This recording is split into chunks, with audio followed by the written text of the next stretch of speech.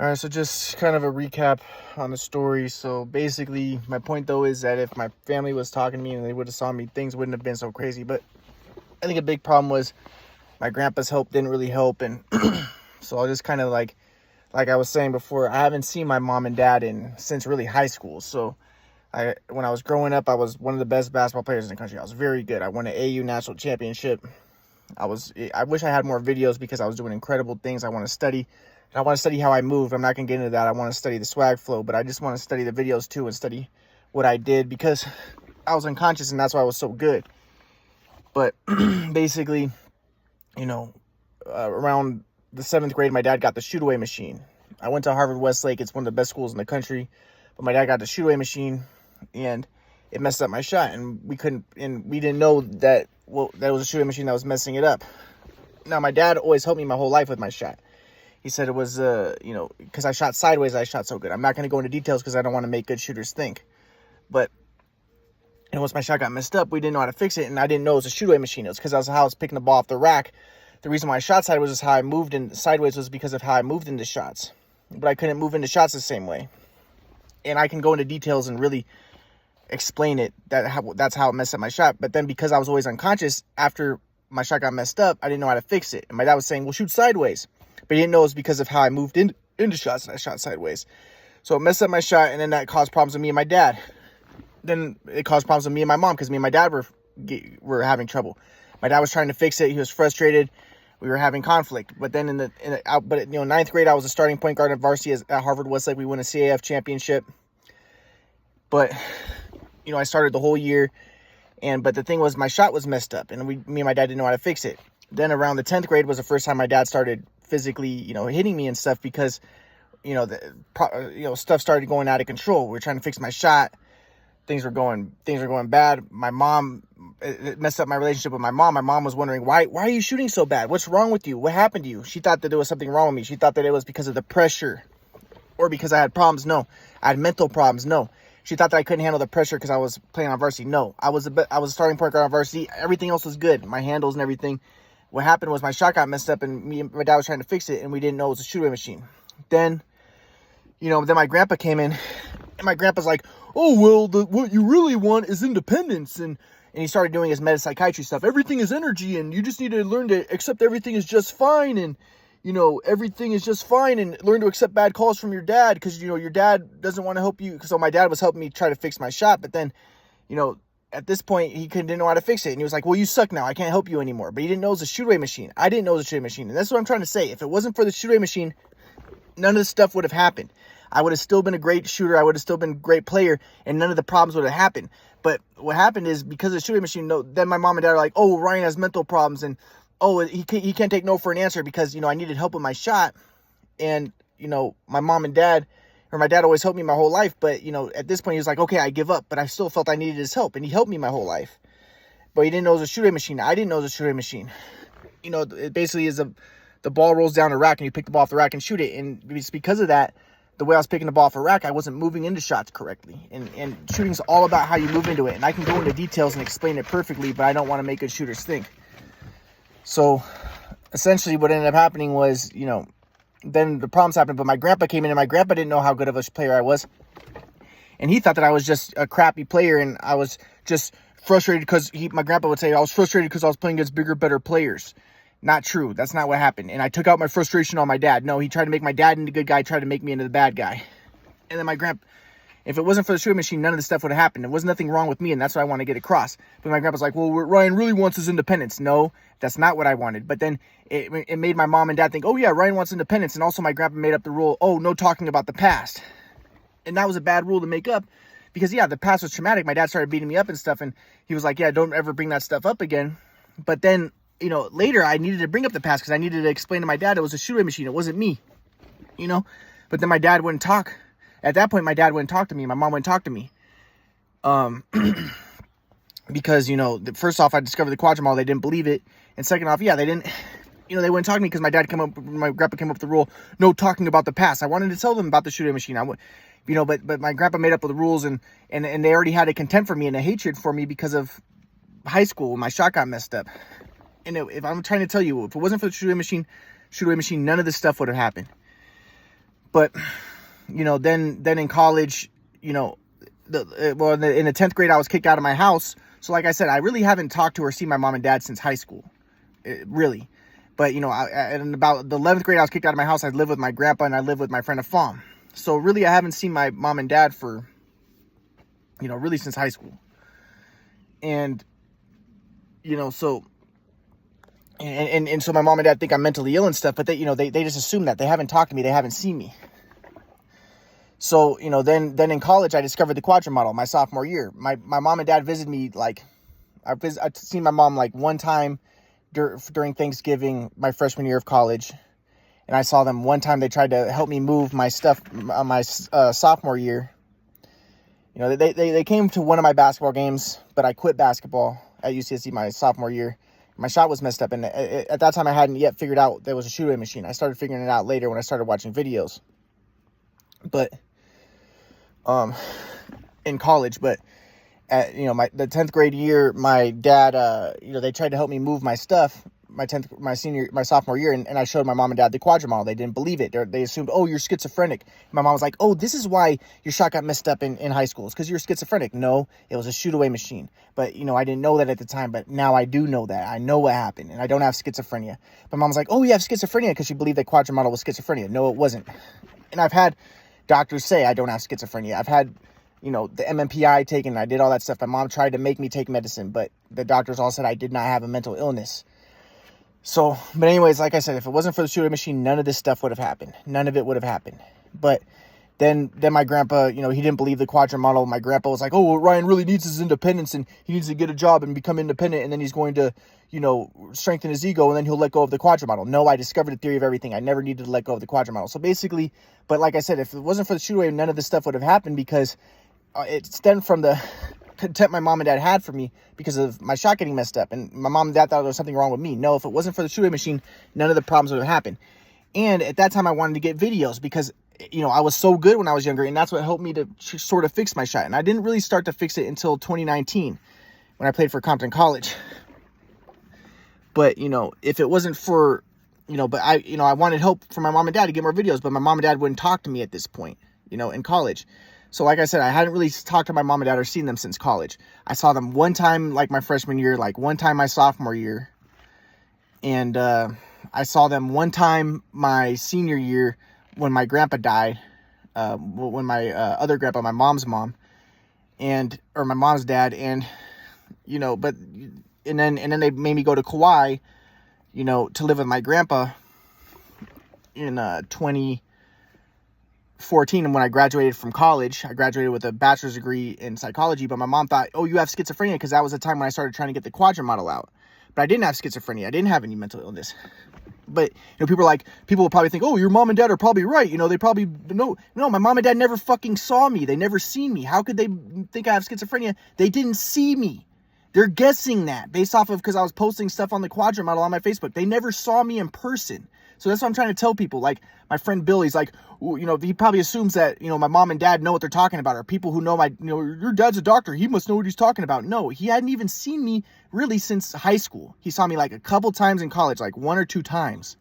And the second time he saw me in college was my sophomore year when I showed him the Quadrant model, and he assumed I had schizophrenia, but I didn't. I discovered the theory of everything. So, yeah, so, you know, they believed I had schizophrenia, but they hadn't seen me. They never saw me. So people who think like, oh, your mom and dad must know what they're talking about. No, they're guessing that without actually having any contact with me. I was living in Kauai. They forced me to go to Kauai. You know, I talked to my dad on the phone one time before I went to Kauai, and then I haven't talked to my dad since. I talked to, you know, like I said, the last time I really saw and talked to my mom and dad was in high school. And, you know, so then, but like I said, I discovered the Quadrant model and I tried to get that out, but then my grandpa's like, oh, what you really want is independence. And then he encouraged my mom and dad not to talk to me. Like, oh, my mom and dad misinterpreted. They're like, oh, so we should make him independent. We should, you know, neglect him and dismiss him and throw him to the side. No, I needed help. I needed support, and I needed a normal family. And, you know, I discovered the theory of everything. It would have been helpful. But, you know, they misinterpreted. My grandpa was like, oh, yeah, everything's energy. There is no God, but everything's energy. And, you just need to work hard and get a job and become independent and gain competence. And I'm like, I discovered the theory of everything. No, that's not the theory of everything. He laughed at the quadrant model. He didn't believe it. He thought it was, he said it was bullshit. So my point though is, my mom and dad might think thought I had schizophrenia, but they hadn't seen me really since high school. They hadn't really seen me or interacted with me since high school. One time they saw me in 2014 when I was trying to go to my grandma's house. And all they did was they came to my grandma's house and they called the police, and they got the police to take me to the psych ward, but the psych ward didn't accept me. So again, like, people who think that my mom and dad might know what they're talking about thinking I have schizophrenia, my mom and dad haven't interacted with me since high school. And right now I'm 34. And people who might be like, oh, well, you do maybe have mental problems, Ryan. Well, maybe the mental problems might come from my mom and dad not talking to me or seeing me since high school, and the stupid stuff that my grandpa did that made things 1,000 times worse. My grandpa's hope wasn't hopeful. So, yeah, that has had very negative psychological impact on me, but I'm not mentally ill. And the other thing is, like I said, I lost the swag flow. When I watched the basketball videos of myself when I was a sophomore in college, I lost the swag flow. But I'm starting to get it back now a little bit, but I'd like more videos. And I also want to study I don't want to get into details about what the swag flow is, but I also want to get videos and just study how I moved, the moves I did, because I did everything unconscious, and that's why I was so good. That's why I was such a good shooter and such a good player. But my point is, no, I don't have a mental illness. And that's just kind of a recap of kind of what happened.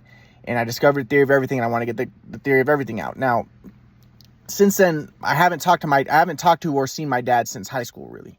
But since then, like I said, I talk to my mom sometimes on the phone. She hasn't seen me in person since high school, really.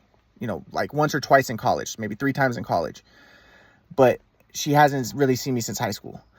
And, I only talk to her sometimes on the phone. But when I would talk to her on the phone, I would try to tell her, like, Mom, can I talk to you and Dad? Can I see you and Dad? My mom would say no, and she believed I had schizophrenia, and I would tell her I don't have schizophrenia. But my mom would be like, yes, you have schizophrenia, you're mentally ill, and we're not going to see you. And I would say, can I please talk to Dad? She would say, no, he's never going to see you. Get that through your head. You have to learn to accept no for an answer. And basically, it has a lot of negative psychological impact on me. But the thing is, like, she got that from my grandpa. That came from the shoot-away machine. When my shot got messed up, like I said, if it wasn't for the shoot-away machine, none of this stuff would have happened, because at that time she developed contempt for me because my shot got messed up. I was the best shooter in the country, one of the best shooters in the country, probably the best. And if I had more videos, I could be a great shooter now, but I need to study what I did. And only when I was playing at Compton College did I start to fix it a little bit, and I'll get to that later in the story. But, my mom's like, no, you need to accept no for an answer. And she gets that from with the shoot-away machine when I needed help from my dad, because my dad always helped me with my shot, and I needed help, and then my grandpa was like, well, Ryan, you need to just accept everything's just fine, and you need to accept no for an answer, and you need to learn to accept bad calls, and that's a part of the flow. And at the time, it was a very devastating, tragic situation, but it's carried on to now, because then now my mom's like, yeah, Ryan, no, your dad's not going to talk to you, and we're never going to see you, and you need to accept bad calls. And she extrapolates it from that situation in high school. And that's why I say, people might say, oh, right. And she would be like, yeah, you're no talking about the past. Don't talk about basketball. You're stuck in the past. I'm not the one who's stuck in the past. Only reason why I'm bringing it up is because I know that it wasn't my fault. It was a shoot-away machine. If it wasn't for the shoot-away machine, none of this stuff would have happened. And they're the ones who are stuck in the past. They're the ones who are stuck in high school, and they think that I'm the same as in high school, and they think there's something wrong with me. It wasn't wrong with me. It was a shoot-away machine. If it wasn't for the shoot-away machine, none of this stuff would have happened. But my mom's like, yeah, your dad's never going to see you. You have to learn to accept that. You need to take no for an answer, and you need to learn to accept our calls, because that's what my grandpa taught. And my grandpa's like, everything's just fine, Ryan. You need to learn to accept everything is just fine. And then my mom, because she has still contempt for me from back then. And I would try to tell my mom, it wasn't me. If you think that there's something wrong with me, it wasn't me. It was a shoot-away. My mom was like, oh, and then my mom tried to, because at the time I was writing my based on true story books, and I was writing about how my grandpa was a right-winger and stuff, and how he was always talking about taking responsibility. So my mom was like, oh, you don't take responsibility for anything. You just try to blame everybody but yourself. I'm like, I'm not trying to blame anybody. I'm just saying it wasn't my fault. It was a shoot-away, which is a freaking fact. And even my grandpa would later kind of admit, but my grandpa didn't know shit. My grandpa messed things up 1,000-fold. But my mom's like, you need to, you don't take any responsibility. And I'm like, no, Mom, it really wasn't my fault. It really was a shoot-away machine. If it wasn't for that, my shot wouldn't have got messed up. The problems wouldn't have happened with me and my dad. But my mom, she developed a contempt for me and a hatred for me. And like I said, because I think there was a lot of abuse, she doesn't want to think like, oh, there maybe wasn't anything wrong with me. She wants to believe that I was schizophrenic. And I think that that's why she wanted to believe I was schizophrenic so bad when I showed them the quadrant model. Because she knows that there was a lot of terrible abuse done to me. And I think that there's like a psychological aspect of that where she wants to be like, oh, well, it must have been your fault because you were mentally ill. And she even said that when I first showed her the quadrant model. She said, oh, well, this is why your shot got messed up. And this is why your dad beat you up. Because you were mentally ill, because you had schizophrenia. Because if she could dehumanize me and demonize me, then she won't feel bad about what happened. So, and that's where I got the whole victim blaming thing. Because I'm like, yeah, these people are just victim blamers. And that's why another reason that moved me way more toward the left wing. Because I'm like, yeah, I hate victim blamers. Because I was like, yeah, I'm definitely a victim in this case. And they're just stupid right-winger idiots who just want to blame victims, right? But so that made me even, but I was always a left-winger. I was always a communist left-winger, but that made me lean more toward that. And like I said, my mom and dad never went to church their whole lives. They never did anything religious. And my grandpa became a metapsychiatrist at the age of 40. My mom and dad didn't know anything, and they were just listening to my grandpa, his transpersonal ideas, and they just interpreted them in an impersonal way. Like, oh yeah, let's just throw Ryan to the side and let's not talk to him, and let's just say that he needs to be independent and, he needs to let go of the past and not talk about the past, because if you don't talk about the past, you're in the flow. But my grandpa even said that they're being stubborn, and the way that they interpreted that was more predator-prey software, like not listening to me. That, but they think that they're doing the right thing because they think that they're listening to my grandpa. And like I said, when I went to the psych ward place that my mom and dad forced me into, and the doctors said I didn't have a mental illness, and they gave me the MMPI, and then the doctors talked to my mom, and my mom was like, I don't want anything to do with him. I just want him to be independent. And the doctors were like, whoa, you can't talk to him like that. My mom was shocked. My mom was like, what? Because my grandpa was always like, yeah, make him independent. And my mom thought that every psychologist was probably like this. My mom's like, what? I just want him to be independent. I just want him out of my life. And they're like, if you talk about him like that, that's mean. That's rude. Like, and he's gonna want, and if you want to like throw your son to the side and say that you want him out of your life and you want nothing to do with him, he's gonna feel bad and he's gonna want to be a part of your life. Like, what the hell is wrong with you? The people were like, they were shocked by my mom, and they thought that my mom was mentally fucked up. So, but my mom was like, what? Because my mom thought that my grandpa's like, yeah, make him independent, and everything's energy, and so my grandpa screwed things up. My grandpa's a fucking idiot the whole way he did everything. So it's just everything just got so screwed up. And then, I wanted to talk to my mom and dad, and I'm trying to talk to them. But my mom's like, no, you need to get that through your head. Your dad's never going to talk to you the rest of your life, and we're never going to see you the rest of your life. And you just have to accept that, because it's tied back to the whole, the shoot away thing in high school. She's still stuck in that. When I was trying to get help from my dad, and my mom's like, no, he's not going to help you. You just have to accept that. You just have to learn to accept bad calls. You just have to accept that. And my grandpa's like, yes, you just have to accept bad calls. You just have to, you have to learn to accept that, and just, know that everything is just fine. That the universe is, Dr. Martin Luther King, my grandpa's like, Dr. Martin Luther King said that the universe bends towards justice. And the evolutionary propensity of the universe is toward justice, and it's toward, increasing complexification. And my grandpa always tries to make everything so scientific because he thinks it makes him sound smart. Like, it's increasing complexification and oneness and the flow, and that's what everything is moving toward, to the next stage of evolution. And you just have to, accept that everything's just fine. But the way that my mom interpreted these transpersonal teachings is through an impersonal lens. Like, yeah, everything's just fine, Ryan. So accept when I throw you to the side and when I mean to you, and you have to accept that everything's just fine. So they just misinterpreted and misappropriated all my grandpa's teachings. And my grandpa, he also was a dumbass. So I'll get to that a little bit too. But so this is just a recap of what's going on in the story. And this next talk, I'll talk about what happened next and how my grandpa made me move more toward a right winger. This is like 2016 to 2020, I became a right winger again. And then again in 2020, I became a left winger again. And I'll get to that. But I'll get to how my grandpa kind of moved me more toward the right wing.